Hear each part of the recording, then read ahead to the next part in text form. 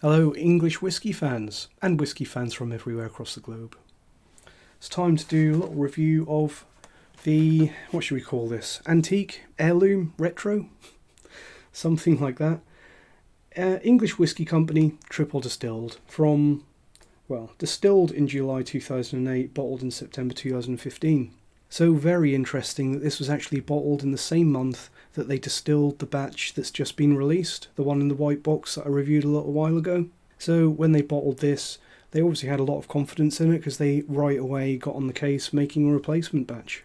It's also interesting that this whisky, being distilled in July 2008 and bottled in September 2015, makes it 7 years and 2 months old. So even though this is a much older batch, it's not older as in terms of maturation, older as in made a long time ago. It's actually roughly a very similar age to the current product. A little bit more on why I'm reviewing this though, because I know that this won't necessarily, may or may not be a huge interest to a lot of you, but I feel that it's important that somebody reviews this little piece of history before it disappears, because I've had this on my shelf for nearly a decade, and it's probably safe to say that the vast majority of the people that have this old bottle, if they've still got one, they're probably not intending to drink it. They're just keeping it as a little thing that they put on a shelf and look at and polish. There were actually only 900 bottles of this stuff in the first place. It's a truly small batch, as a lot of the releases from English Whisky Company were back then. 900 bottles coming from 3 ASB casks number 533, 4 and 5. So yeah, likely not very much of this left, and I think that it would be good to do a little bit of a review before this one disappears.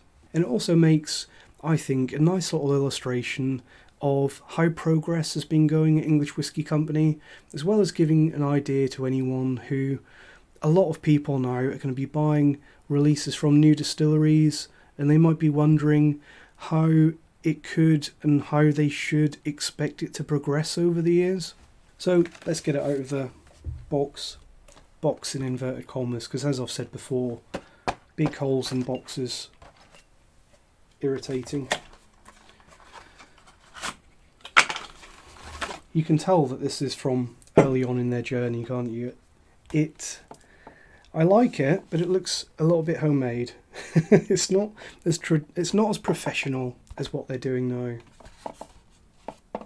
So that's what you can see if you go to visit the distillery. I think that tree or whatever it is has probably been removed now, because it was a caff, because they've actually built a building. It was originally a shop and then it was a caff. Now it's closed, I think. Well, that was the case when I was last there. Also got a picture of the original founder and a load of blurb. Looking at the bottle, very nice bottle, I think.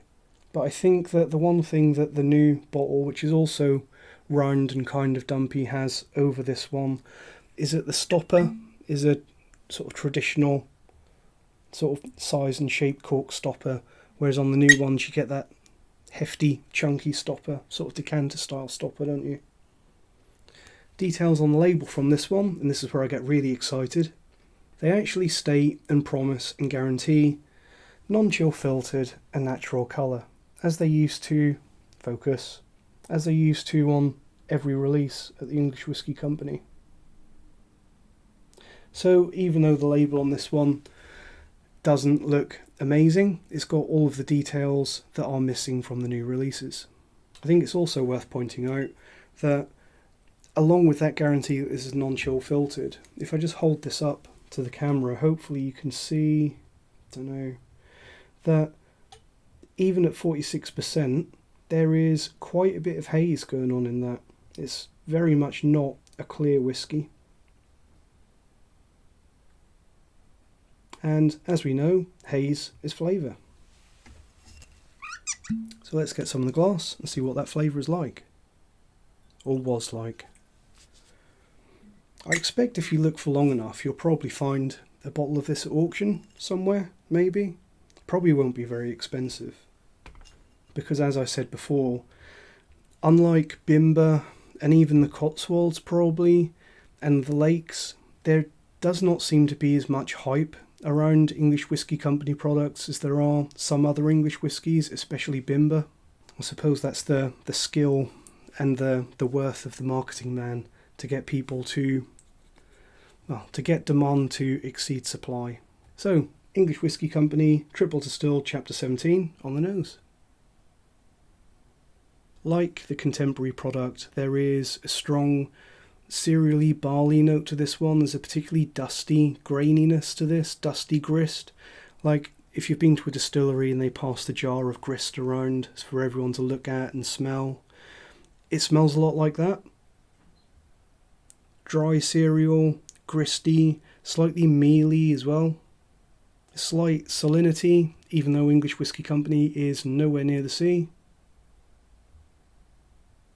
Hard and dry, gristy barley notes, as well as a dry oakiness.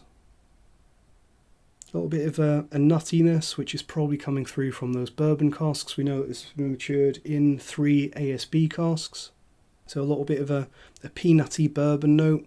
Quite a starchiness though, which isn't there in the contemporary, the current bottling of the Triple Distilled from English Whisky Company, but that starchiness does come across a little bit youthful to me.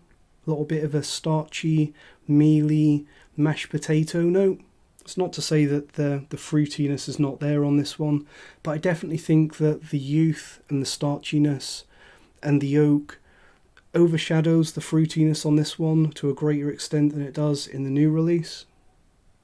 Definitely is a bit of that tropical fruitness though. A little bit of a guava and musty lemon note. Vanilla cream, but not as much as the new product. And peach. I don't know if I said peach. So, decent. Probably not living up to the expectations set out by the current bottle. But still good. Let's see how it tastes.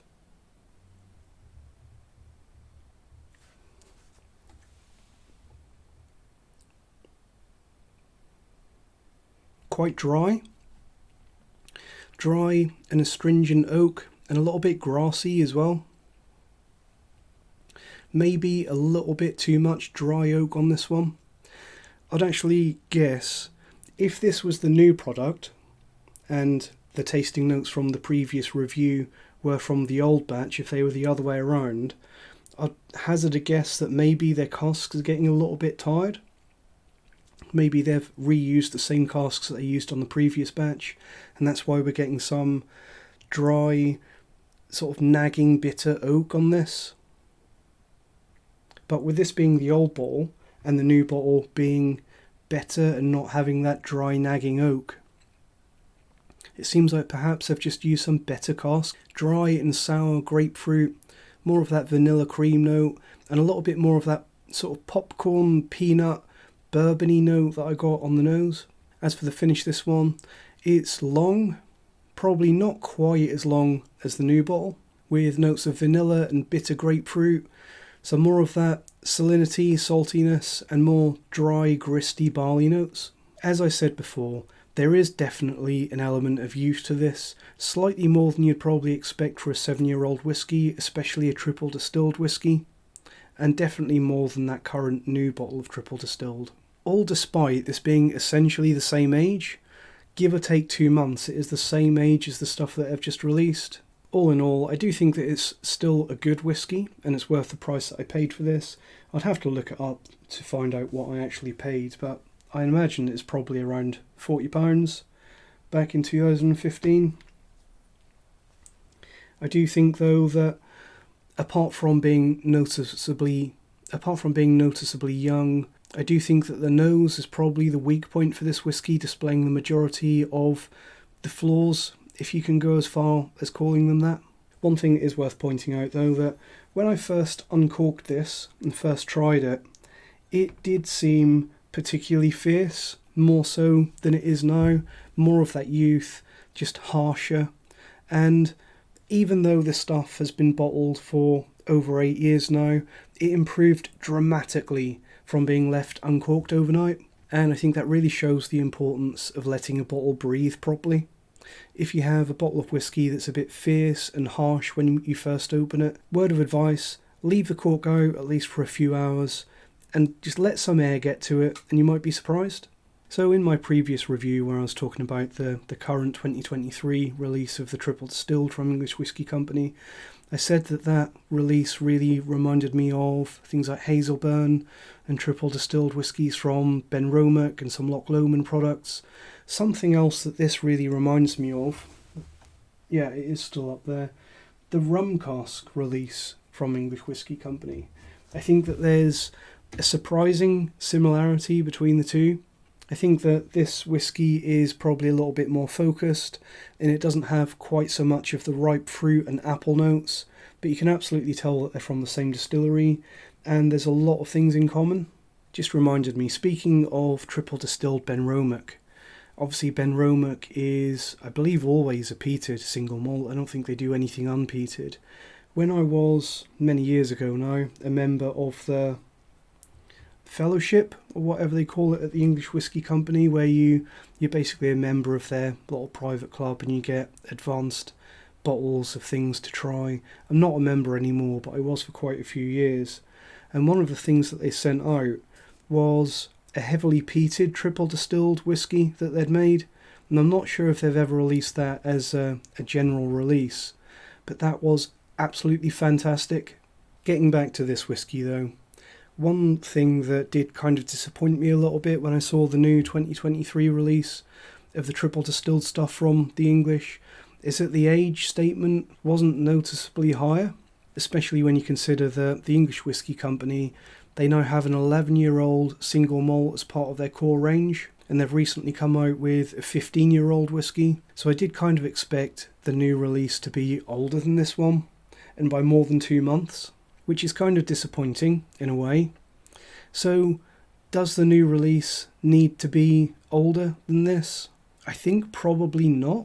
I think that new release, I've got it down here, let's get it out.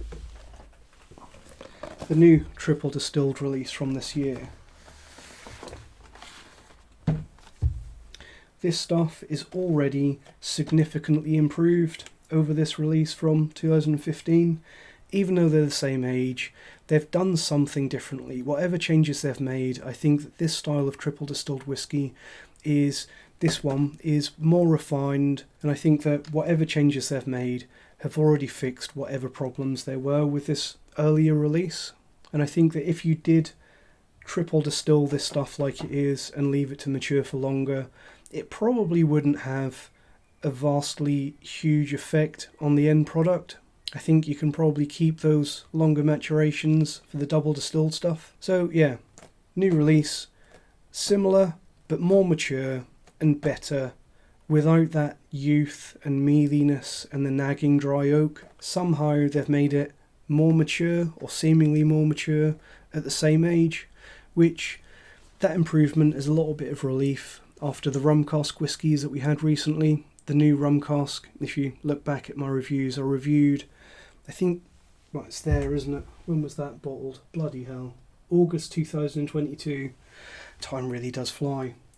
That one, I didn't think it was a huge improvement over the old, earlier release of rum cask whisky from English Whisky Company. So it is definitely reassuring that this stuff is outright better on the nose and palate in almost every way. It's exactly the kind of progress and development and improvement that you hope to see from new distilleries. So thank you to anyone who stuck with me on this one, because I know it's not the kind of thing that a lot of people are going to be interested in.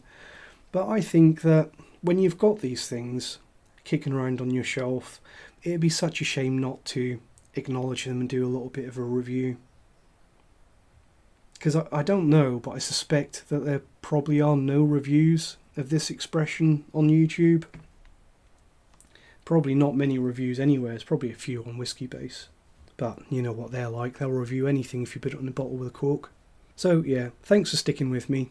Hope you enjoyed this little time capsule dram. I'll see you next time. Cheers.